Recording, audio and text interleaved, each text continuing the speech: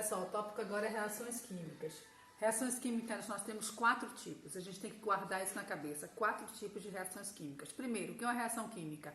Deixa de ser alguma coisa e passa a ser uma outra coisa que não existia. Então vamos imaginar, quando a gente come algo, então a gente come um pão, aquele pão deixa de ser um pão e acontece o processo de digestão, então acontece o processo de reação química lá dentro do nosso corpo e deixa de ser o pão e vai ser os nutrientes, ou seja, de comer uma fruta, os nutrientes que o nosso corpo precisa.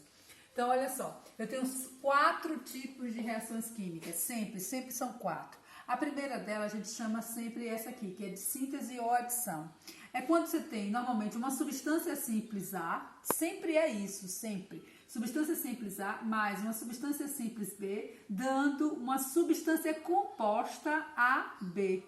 Ou seja, como o nome já diz, adição, juntou, somou, esse mais esse deu isso aqui. Então é um composto diferente que não existia, mas a partir de 2 compostos simples que existiam anteriormente, ok? Então sempre é isso. Então são sempre substâncias simples, sempre substâncias simples que se juntam formando uma substância composta. Tem um exemplo aqui que é o carbono, certo? Que reage com o oxigênio do ar e forma o gás carbônico, CO2. É um exemplo de uma reação de síntese. Eu tenho um outro exemplo aqui, ó, o hidrogênio, que reage com o oxigênio do ar e forma a água.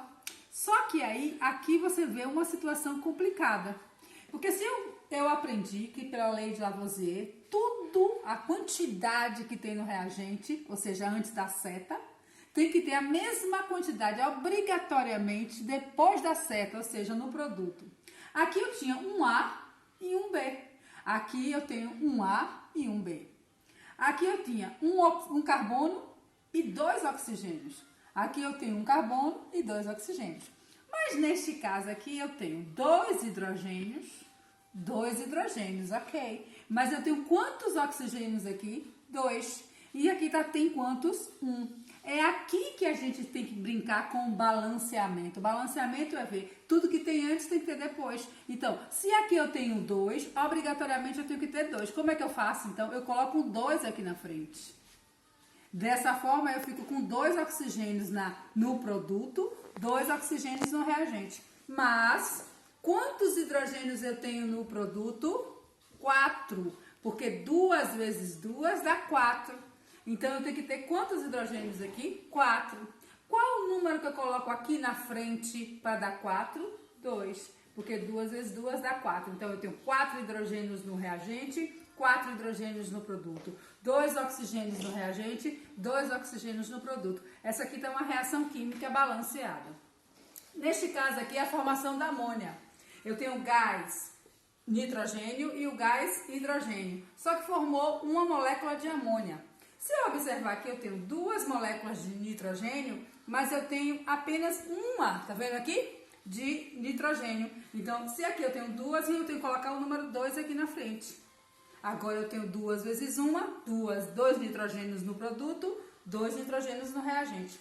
Só que aí, ó, eu fiquei com quantos hidrogênios no meu produto? 2 vezes 3, 6. Não é isso? Porque esse número aqui sempre vai multiplicar. Então, 2 vezes 3, 6. Qual é o número que eu coloco aqui na frente do hidrogênio para dar 6? 3. Então, 3 vezes 2, 6. Dessa forma, eu tenho 2 nitrogênios, 6 hidrogênios, 6 hidrogênios. Mas sempre matando a charada. Para ser uma reação de síntese ou adição, tem que ser sempre substâncias simples, ok?